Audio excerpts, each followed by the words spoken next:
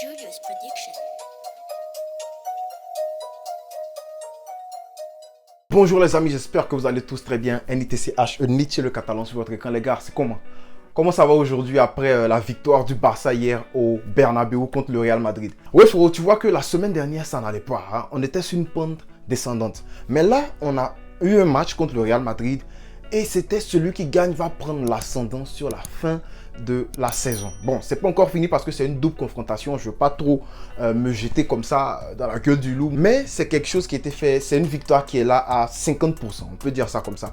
Bon, dans cette vidéo, frérot, on va pas revenir sur le match, mais on va revenir sur les joueurs, sur les mecs qui ont participé à la victoire du Barça. On va noter hein, à notre façon les joueurs du Barça. N'hésite pas à participer au jeu, hein, c'est très simple, frérot. Tu as juste à aller en description ou bien regarde même pendant que je parle, je vais sûrement afficher les emojis, le barème en fait des notes. Puis tu as juste à mettre le nom du joueur si tu n'es pas d'accord. Tu dis, bon, Nietzsche, je donne cette note-là à comment il s'appelle, à Rafinha, ou bien je donne ça à Xavi, je donne cet emoji-là à Xavi. Donc, si tu es prêt, c'est parti. Alors, Ter Stegen, on va lui donner le crochet vert. Pourquoi le crochet vert? C'est parce que Ter Stegen, pour moi, il a fait un bon match, il était concentré. Oui, il n'a pas reçu de tir cadré, hein, de tir dangereux. Parce que, par exemple, le tir de Rodrigo en deuxième mi-temps, là, ça a effleuré la barre le poteau de Ter Stegen. Mais voilà, il n'a pas été dangereusement atteint. Le truc, c'est qu'il y a eu beaucoup de centres. Il y a eu beaucoup de centres de la part de Vinicius, même du côté de Carvajal là-bas. Mais Ter Stegen était toujours alerte pour venir récupérer le ballon. Et à chaque fois qu'il y avait, bon, j'ai noté 2 fois où le Barça s'est fait prendre par une longue balle de Toni Kroos par exemple, ou bien de Valverde. Mais Ter Stegen était là et puis disait aux gars, restez concentrés. Même après le but, tu sens que le mec, il tenait à son clean sheet. Donc pour moi aujourd'hui, Ter Stegen, c'est un crochet vert. Alejandro Balde, de l'autre côté, je vais aussi lui donner un crochet vert parce que le petit, il a fait un match sensationnel. Bon, il n'a pas fait un excellent match comme celui qu'on a vu contre Carvajal la dernière fois où Carvajal a dû prendre une mobilette pour le poursuivre. Mais cette fois-ci, il a été quand même solide. On parle de 5 duels remportés. 5 duels remportés, pour moi, c'est énorme. Surtout qu'il y avait Carvajal sur son côté. Et puis, tu voyais beaucoup de montées de Militao qui passaient aussi sur le côté de Alejandro Balde. Lui, c'est un jeune. Il va faire des erreurs. Il va faire des erreurs de placement, notamment sur la frappe dévissée de Carvajal. Mais tu te rends compte que le petit il est en train d'apprendre. Il faut des matchs comme ça là, à la ceinture du petit pour qu'après, quand il est peut-être dans 2 ans, on ne se rend pas compte, mais le petit c'est un gamin. Je me demande s'il a son permis. D'ici 2-3 ans, tu vas voir les masterclass qu'il va nous sortir. J'ai bien aimé même la partie où Carvajal a essayé de jouer avec lui. Genre, le petit, tu t'amuses, moi. Le petit a dit, hey, calmate, le petit là. Tu vois, il stand son ground. Tu vois que c'est pas un petit que tu vas bousculer comme ça. Il a le mental. Donc j'ai bien aimé son match pour ça. Crochet vert. On va continuer avec Araujo pour moi, frérot. Araujo, je peux même lui donner une étoile. Je vais lui donner une étoile parce que je pense que c'est une star de ce match-là. C'était un combat clé entre Araujo et Vinicius. Ça a toujours été comme ça. À chaque fois que le Barça rencontre le Real, c'est un combat clé entre ces deux-là. C'est un match. Parce que celui qui va l'emporter, bah, ça va pencher en la faveur de son équipe. Et aujourd'hui, tu as vu que Vinicius, on l'a pas vu. D'ailleurs, même j'ai un petit footage du match de Vinicius contre le Barça. Donc voilà, si tu te rends compte que Vinicius n'a pas piqué, n'a pas percé dans ce match-là, c'est à cause d'une seule personne, c'est à cause de Araujo. Araujo même qui se prenait pour, je sais pas, en fait il est pouilleux, en même temps il se prend pour un petit Ronaldinho, il essaie de faire les petits ponts. Oh petit, calme. Non mais on aime ça, Araujo on le dit, hein, toujours là pour éteindre le feu, c'est Sam le pompier. Mais le petit problème, c'est que souvent dans la relance, Araujo a raté des petits... c'est pour ça que j'avais envie de lui donner un crochet vert. Mais dites-moi en commentaire, vous voulez qu'on donne une étoile à Araujo ou bien un crochet vert? Je vais lire vos commentaires. Parce que la passe qu'il a ratée, il a donné un ballon à Kroos, là, ça m'a trop énervé. C'est ouvert, petit, mais calme-toi. Il avait déjà trouvé un décalage, il avait dépassé Vinicius, il avait cassé une ligne et tout. Une bonne passe et puis on lance la contre-attaque. Voilà. Sinon, un très grand match de la part de Araujo. Chapeau. On va continuer avec Koundé. Koundé, lui, c'est clair, c'est une étoile. Parce que lui, c'était le boss de cette défense centrale-là. Koundé est en train d'envoyer un message à Xavi. Il dit, Xavi, je ne suis pas un latéral.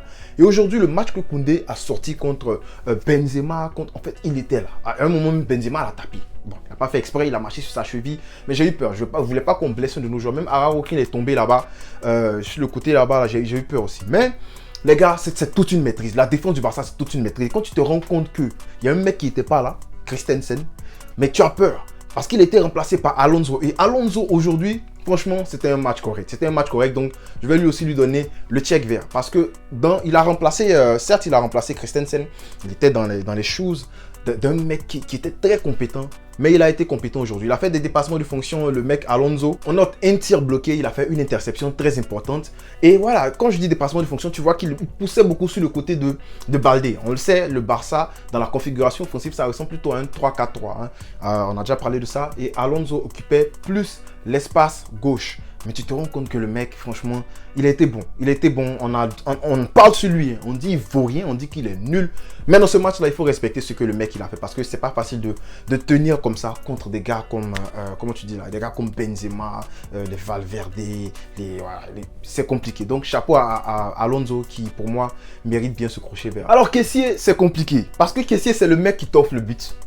C'est le mec qui peut te mettre le doublé. Ouais, parce qu'il était prêt à mettre le doublé. Sauf si en dessous, Fati n'était pas entré petit, il y a quoi même. Donc toi, nous, on cherche à gagner. Toi, tu entres. Tu dis non, tu veux pas. Tu veux créer le suspense. Non, il ne faut pas qu'on tue trop le Real parce que tu les respectes trop. Donc tu viens, tu défends. Tu viens, tu défends pour eux. Pourquoi? Il y a quoi? Déjà, on jouait pas. On n'était pas nombreux. On jouait à 9. Parce que Rafinha nous fatiguait. Ferran aussi nous fatiguait là-bas. Toi, tu viens, tu dis non. Tu vas venir remplacer Rafinha dans son truc. Attention, hein. Donc voilà. Kessie allait mettre son but. Là, Ferran est venu, comment il s'appelle? En dessous, pardon, il est venu, il a touché le ballon de Kessie. Même ça me fait mal même pour la stat de Kessie comme ça. Bon, faut aussi noter que Kessie, c'était beaucoup de pertes de balles. C'était 7 pertes de balles dans ce match-là. Et pour un milieu du Barça, moi, je ne veux pas. Non, non, non. Maximum 4. Maximum 4. Maximum 4, voilà. Donc, Kessie, aujourd'hui, c'est simple. Je vais lui donner un crochet vert parce que oui, le but là, le but du Barça, oui, c'est un contre son camp de Militao, mais ça vient quand même de Kessie, ça vient d'un appel de Kessie, ça vient de la projection. Oui, tu vas me dire, mais Nietzsche, il n'avait pas marqué tout, mais tu as vu, il a placé son ballon. Il faut noter que Courtois, c'est un excellent gardien. Courtois a sorti ce ballon-là. C'est pas qu'il a fait, mais c'était volontairement. Il a suivi le ballon que Kessie a, je veux dire, très très bien placé. Mais Courtois a quand même suivi ce ballon-là. Donc voilà, crochet vert pour Kessie, mais je pense qu'il y a beaucoup de choses à faire. Dans l'engagement, c'était bon. Dans la projection, c'était bon. Preuve en est qu'il a marqué. L'engagement, c'était bon. Il a pris son carton jaune. Il a tabassé Cavaral. Mais c'est ça qu'on aime. C'est ça qu'on aime. La panthère de Zébizekou. Voilà. Donc, je vais me calmer un peu. Frenkie de Jong, de l'autre côté, lui, c'est une étoile. Je lui ai donné une étoile parce que, voilà, pour moi, c'est le maître à jouer de ce milieu-là. Aujourd'hui, c'était lui. C'était lui, le maître à jouer de ce milieu-là. Il a fait quoi? Il a fait 2 dribbles réussis sur 2. C'est pas facile, hein? Et il y a une partie même où il prend le ballon, il passe dans le milieu du Real comme un couteau chaud dans le beurre. Non mais De Jong, c'est le miel. On pleure sur le poulet, frérot. Non. C'était beau, voilà, c'était très bien ce que De Jong a fait là. Et je pense qu'il a fait un bon match. C'est loin d'une masterclass Frenkie de Jong, mais quand même dans un milieu qui est en manque de créativité comme ça du Barça, dans une équipe du Barça qui est en manque de 1v1, de profondeur, de pouvoir de déstabilisation de l'adversaire, ouais, parce que tu n'avais pas Dembélé, tu étais en manque d'un pivot devant là-bas parce que tu peux pas t'appuyer sur Ferran Torres, c'est pas Lewandowski. Tu as un Frenkie de Jong qui arrive à faire le dépassement de fonction, qui arrive à faire monter le ballon pour libérer la pression sur ses joueurs. Donc chapeau à lui, étoile, franchement étoile. Et c'est facile, mais je peux même lui donner la couronne du match. Je ne sais pas à qui je vais donner la couronne du match, genre l'homme du match. Donc toi, c'est ton travail. Tu me dis en commentaire qui est l'homme du match. Busquets, c'est facile de dire que bon, Busquets n'a pas fait un très bon match, mais je pense que Busquets a fait un bon match. Voilà, il a fait quand même un bon match. Il était là, il s'est pas laissé avoir, il a remotivé la troupe à chaque moment. Il disait aux gars de se concentrer et tout.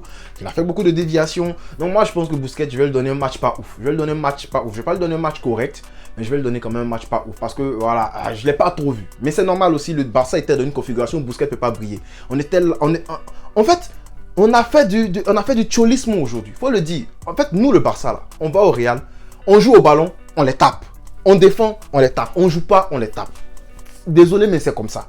Pas voilà s'y faire. Donc voilà, on va parler maintenant de Gavi. Pour moi, Gavi, c'est un match. Voilà, il va lui donner le poker face emoji. Parce que voilà, 14 pertes de balles quand même pour un milieu du Barça. Je trouve ça beaucoup. Mais le petit, il avait fait un centre qui m'a rappelé le match, la manière dont on a tapé le Real en Supercopa là. Il a bien placé son centre comme ça. Mais je ne sais pas pourquoi de l'autre côté, il n'y avait personne pour venir tacler Ferran. Mais jette-toi.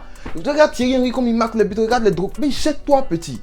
Oh, donc, Gavi, pour moi, c'est ça. C'est le poker face. Rafinha. Le seul mec, lui, c'est un Brésilien qui a une dégaine de Pakistanais. S'il y a des Pakistanais ici, les gars, il n'y a rien contre lui. Il n'y a rien contre lui. Mais vous me regardez. Est-ce qu'il ne ressemble pas à un Pakistanais? Non, mais Rafinha, toi aussi. Lui, il a le ballon. Il prend le ballon. Il court. Il va, il sort. Mais il y a quoi? Qu'est-ce qui se passe? Il court, il sort. En plus, c'est Vinicius qui le poursuit. Ton ami dribble te poursuit. Mais arrête-toi, dribble. C'est pas vous-même vos jeux, vous jouez. Vous êtes petit, vous jouez comme ça. Ton ami dribble te poursuit. Tu t'arrêtes sur le dribble. Non, mais il sort, comme si c'était Araro qui le poursuivait. Non, franchement, Rafinha aujourd'hui, c'était un match dégueulasse de sa part. Même en 1v1, il n'arrivait pas à passer Nacho. Nacho, frérot, on te parle de Nacho. Nacho, tu as juste à lui faire, tu te tapes, tu tombes, carton jaune. Après, tu fais encore carton rouge, il est nerveux. Donc, Rafinha, pour moi, c'est un match dégueulasse.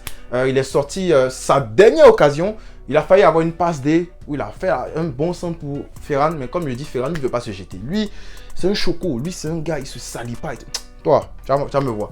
Alors, Ferran Torres, lui, je lui ai donné un crochet vert parce que, quand même, bon, c'est vrai qu'il a gagné, il a réussi un dribble sur 5. Mais le mec, après, il s'est mangé Camavinga. Camavinga, c'est quand même un bon gars défensivement parlant.